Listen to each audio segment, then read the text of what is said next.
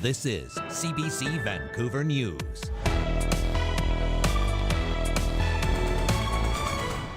The more supervision and attention you can give to any mentally disordered offender, the better.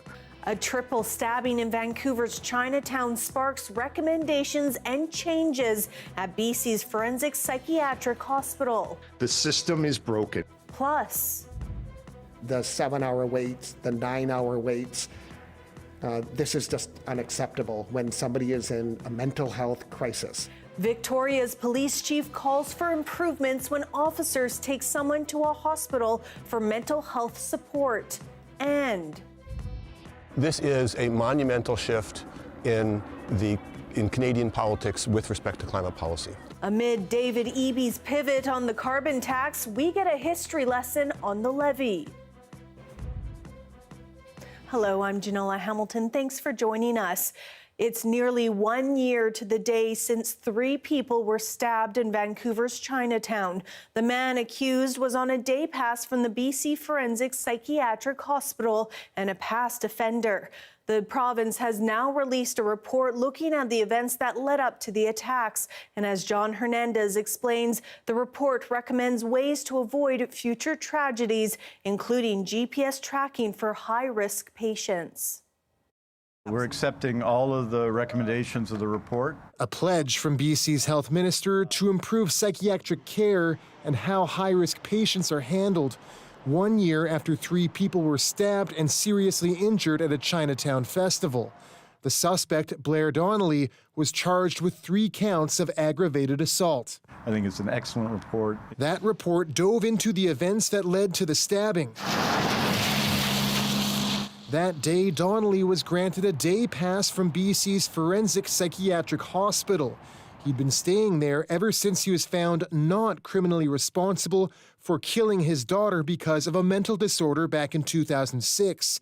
The report, authored by former Abbotsford Police Chief Bob Rich, recommends the Forensic Psychiatric Hospital take extra precautions for patients with elevated risks, provide additional staff training, and even use GPS tracking for patients who are out on day passes. I believe that those recommendations, which reflect Mr. Rich's work, will make people safer, both those who are in the facility, the staff in the facility, and of course, very importantly, the public. In his key findings, Rich said, "It is my opinion that some patients may never be well enough to live unsupervised in the community." That leapt off the page at me. This victim rights advocate calls it a step in the right direction. He supported family members affected by child killer Alan Schoenborn, who's changed his name to Ken John Johnson, who was also a patient at the hospital. I read that as we need to up our game as a society and provide the supports and the treatment so folks can have the opportunity to get better. But it doesn't mean that just because they followed the 5 or 6 steps in that process that they get out. The criminal defense lawyer in that case also says the report does a good job at improving hospital policy without impinging on patient rights. The more supervision and attention you can give to any mentally disordered offender, the better. It's kind of common sense. The province says it's already bolstering hospital staff and updating day pass guidelines, with the rest of the recommendations to follow. Donnelly is due back in Vancouver Provincial Court in March 2025. John Hernandez, CBC News, Vancouver. Victoria's police chief, meanwhile, is calling for changes when officers take a person to a hospital for mental health care. He says wait times are too long and it's affecting his officers' ability to respond to other emergency calls. Michelle Morton has more. Victoria's police chief says wait times for police in hospitals are trending up, and that's a concern. We've got a number of outliers that we are seeing more frequently. The 7-hour waits, the 9-hour waits. This is just unacceptable when somebody is in a mental health crisis. Today's press conference comes after a social media post he made in late August, saying officers waited 7 hours at this hospital for a physician to see an individual apprehended under the Mental Health Act. Instead, he'd like to see hospital security guards trained and given extra power as special constables to stay with patients until doctors can see them. These are legislative changes that need to be made to the current setup and the current legislation that's in place. So having that status for hospital security, it essentially allows us to transfer and do the handshake much, much quicker and make sure that we're able to redeploy our officers quickly. Security guards at BC hospitals haven't held special constable status since 1997 after a mental health patient attempted to commit suicide. Advocates applaud the discussion around speeding up a person's access to care within the healthcare system. Sitting often in handcuffs next to an armed police officer in the ER, often for a significant period of time, brings with it lots of challenge for that person, including stigmatization, and sometimes it can be quite traumatizing to be in that space. Both BC's health minister and Island Health say they are working with police to speed up this handover process. Michelle Morton, CBC News, Vancouver. A former NHL player has died from his injuries after he was hit by a car in Langley 2 weeks ago. He's so tough to fight because he's so darn tall. Stephen Pete played 130 games in the NHL, playing on and off with the Washington Capitals over 4 seasons. He was plagued with concussion problems, then experienced homelessness and legal troubles after his career ended. In 2017, his father told CBC News his son lost his ability to focus and he became a different person after he stepped off the ice. The NHL Alumni Association says it was heartbroken to learn of Pete's death. The Integrated Homicide Investigation Team says the 26-year-old son of a man found dead on the Sunshine Coast last September has now been charged with his murder. Police say 58-year-old Henry Doyle was found seriously injured on a Forest Service road in Egmont. His dirt bike was found nearby. Just today, BC Prosecution Services has approved 1 count of first-degree murder against Mr. Henry Doyle's 26-year-old son, Jackson Doyle, in relation to the homicide. Prior to his death, Doyle was well known for his work with the Dental Industry Association of Canada. iHit says Jackson Doyle was arrested in the Vancouver area and will remain in custody until his first court appearance. To politics now, as Premier David Eby continues to face accusations of flip-flopping after he said he'd end the carbon tax on BC consumers if Ottawa removed the requirement to have one. But the NDP have historically opposed the tax. Michelle Gassoub reports. Just weeks out from a provincial election, the BC NDP made a bombshell announcement. Premier David Eby promised he would scrap BC's carbon tax if the federal government dropped its requirement to keep it in place. We'll remove the carbon tax for everyday British Columbians. The move surprised a lot of people. BC Conservative leader John Rustad, who opposes that tax, called Eby a flip-flopping liar. Today we actually saw David Eby come out and it says he's going to be campaigning against his own government's policies. But is Eby really campaigning against his own government policy? Let's take a walk down political memory lane and see how we got here. The carbon tax was brought in 2008 by the BC Liberals under Premier Gordon Campbell, making BC the first jurisdiction in North America to put a price on carbon emissions. Right from the start, there was opposition. You've probably heard the term axe the tax. It's one of federal Conservative leader Pierre Poilievre's favorite political slogans. This is not just a tax at the pump. It's a tax on your heat, a tax on your food. But Poilievre didn't coin that phrase. It's been around for a while and was uttered in 2008 right here in BC by the NDP. In Kelowna for a caucus meeting, NDP leader Carol James launched a campaign called Axe the Gas Tax. Gordon Campbell's gas tax is just going to add pain to the difficulty people are already facing. At the time, NDP leader Carol James promised she'd dump the tax if she were elected in the 2009 election. She wasn't, and the NDP eventually came around to the idea of a price on carbon. Since Eby came into power, he's defended the tax, especially as it's come under attack by Poilievre. Remember, just a few months ago when Eby said this. I don't live in the Pierre Poilievre campaign office and baloney factory. I live in British Columbia. I'm the premier. Decisions have consequences. So if Eby was defending the tax just a few months back, why change course now? Here's what he said. And I've watched as a series of decisions from the federal government, including unsustainable hikes in the amount of money that people have to pay, exempting certain provinces and products, and treating different provinces differently, has really politicized the issue. Eby says he still believes in putting a price on carbon and that big industrial polluters need to pay up, especially as inflation is hitting people hard. The governor of the Bank of Canada says the carbon tax has contributed to inflation, but only by around 0.15%. So is this really a flip-flop by the NDP ahead of an election, or a return to its axe the tax roots, allowing Eby to focus on other climate policies that differentiate him from the BC Conservatives? Some political watchers say it's just pragmatic. BC could not continue to be the only jurisdiction in North America with such a tax. It just would not be economically feasible. This is a monumental shift in Canadian politics with respect to climate policy. Both in British Columbia and nationally. Because what it does, it not only shifts the position in British Columbia, but it undercuts Trudeau's position federally. After 16 years, a tax on carbon in BC and right across Canada could potentially be coming to an end. Michelle Gassoub, CBC News, Vancouver.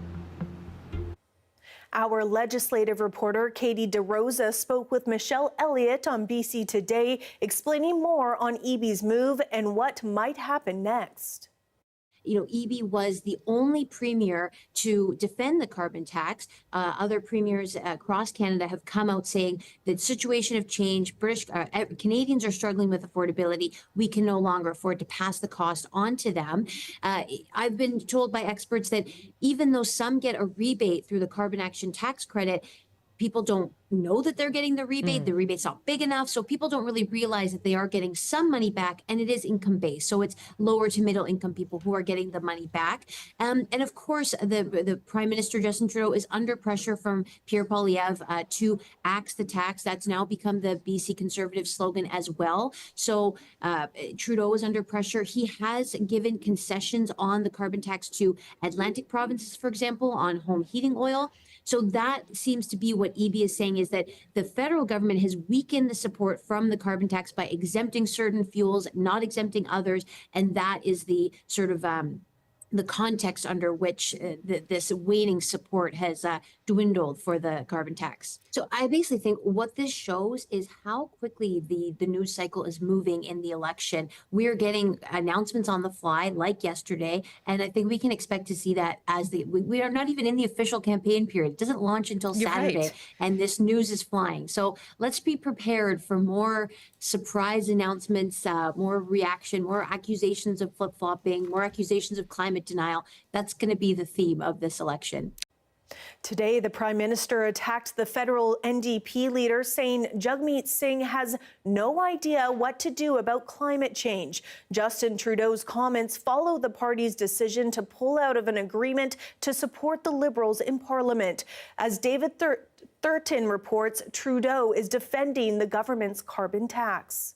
For sure. At an event showcasing space tech, the Prime Minister talked about a very down-to-earth issue, the carbon tax.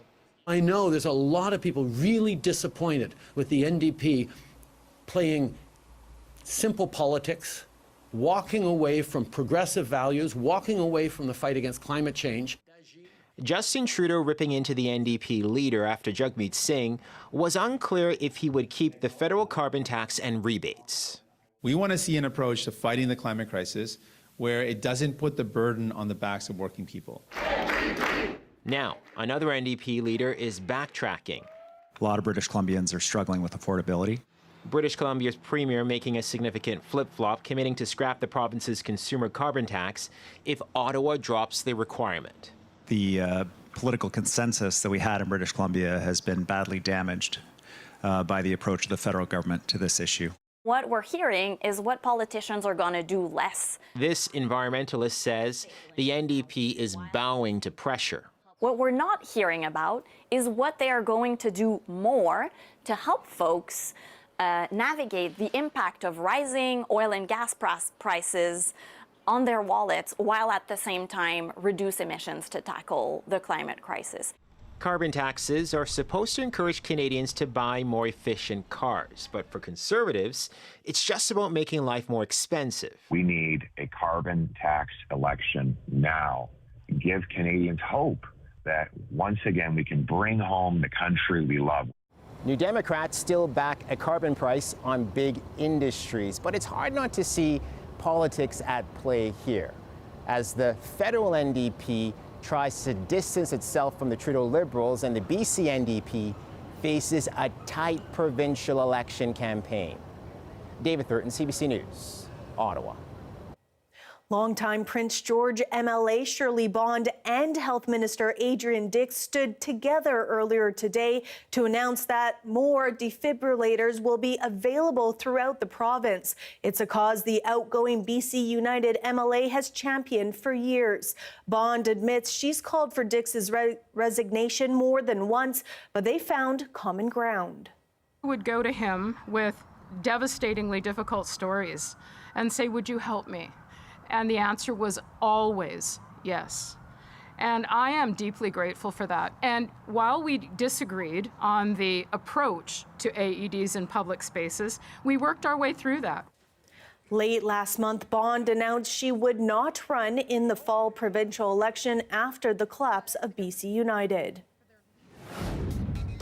Still to come, we hit the streets to learn more about Vancouver's new shared e-scooter program and concerns surrounding the alternative mode of transportation.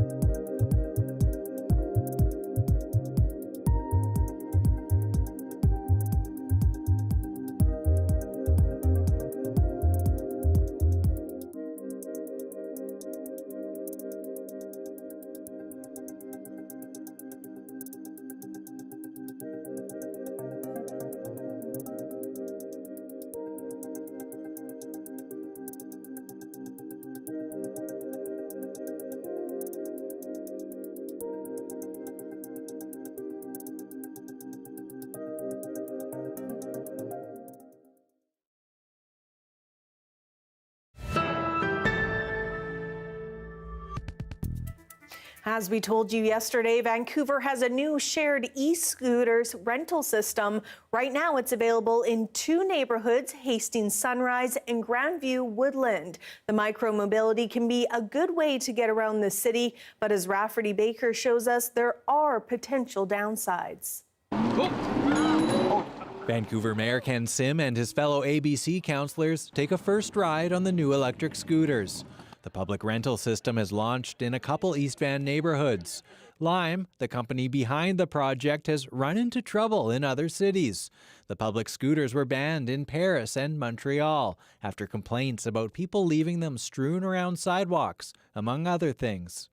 You look behind us, there are docking stations that are stationary, so there are set places, and that was important. And like we said in the press conference, this is the first of its type on the planet. And so we're basically getting rid of that complaint.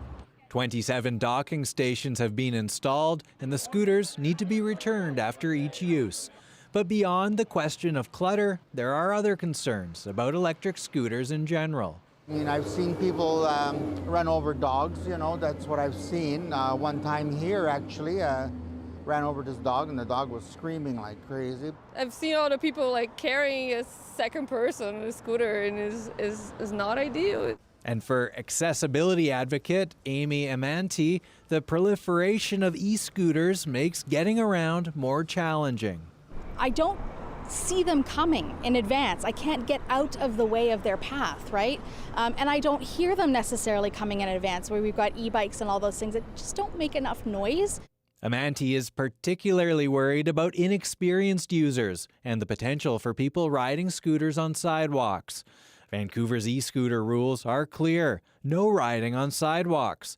The company says it has sidewalk detection with a warning, then a fine. Other rules for e-scooters in the city include wearing a helmet, 1 person per scooter, and no drinking and riding. The Lime devices are limited to 25 kilometers per hour, but whether other rules are followed remains to be seen. I think I've broken every single one of those rules when we've used this Lime scooters elsewhere. Like, you're supposed to wear a helmet, you're not supposed to be on the sidewalk, you're not supposed to double, you're not supposed to have a beer. Anyways, those are all great rules. I'm glad that the instructions are on there because they're actually there for a reason. Lime says as demand allows, the system will be expanded elsewhere in the city. Rafferty Baker, CBC News, Vancouver. Here we have a live shot of Harbour Centre on a rainy night in downtown Vancouver. Will that rain be sticking around? Darius will have our weekend forecast next.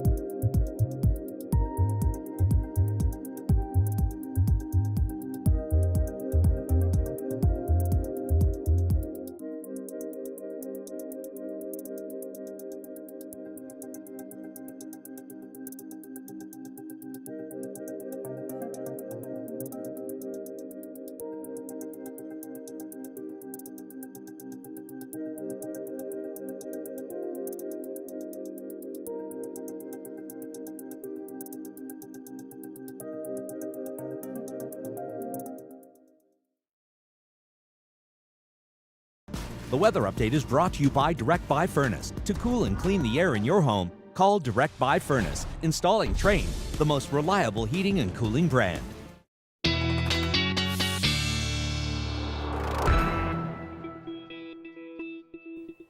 Darius Madavi joins us now with a look at our weekend weather. Darius, it's a little bit wet today. That it is, and it will be for the next 24 hours or so, and potentially a little bit into Sunday morning here in Vancouver at least, but clearing out on the island then pretty quickly, and then the mainland soon to follow. Now we have this trough still sitting over us that's going to keep bringing those showers for a while, but then this ridge of high pressure starts to build in, hits the a little bit further north from us first, but then comes down, slides down here, so clearing out all that cloud on the island throughout the day on Sunday, then the lower mainland to follow later in the afternoon, evening, and then we have another trough building in. That means more rain on Tuesday, and then this ridge builds in once again on Wednesday. Now, this one is a little bit more uncertain. We're still waiting to see whether the trough or the ridge is going to win out for Wednesday. It may be cloudy, it may be sunny, so waiting to see on that one, but for now, just expect to see a few showers for the weekend, but also then a couple clear days Sunday and Monday here in Vancouver. We'll see that here as we run through the precipitation across the island or across the south coast rather. And as we continue to see, you can see the cloud coming in and out. I wouldn't count on seeing the cloud clear out throughout the day on Saturday, even though that's what this model is showing. But again, on Sunday and into Monday, nice clear skies. So I've said it before, and I'll say it again: something for everybody. Because whenever I don't say that, you or Dan remind me that somebody likes the rain. Now, if we zoom out to the rest of the province, we're going to see that break into the interior at times as well. Then coming down another wave from the northwest as that other trough builds in and then digs into the south as well. So some precipitation, very decent precipitation, some real rain coming on Tuesday, whereas what we're getting tomorrow is likely to be showers coming in and out. It can be heavy at times, but really just showers coming in and out. Temperatures across the province over the next few days staying pretty seasonal, though a big drop in the northwest later this week. We do have some thunderstorms hitting the province throughout the day tomorrow. Again, that trough bringing unsettled conditions. What will be rain for the south coast could become thunderstorms that develop in the interior. And then lastly, again, some rain, some sunnier skies, and then some rain again. That's all, Janella. Thanks so much, Darius. Thank you. That is your late news for Friday, September 13th. Thanks so much for watching. For news on the go at any hour, you can always head to our website at cbc.ca/bc. We'll see you tomorrow.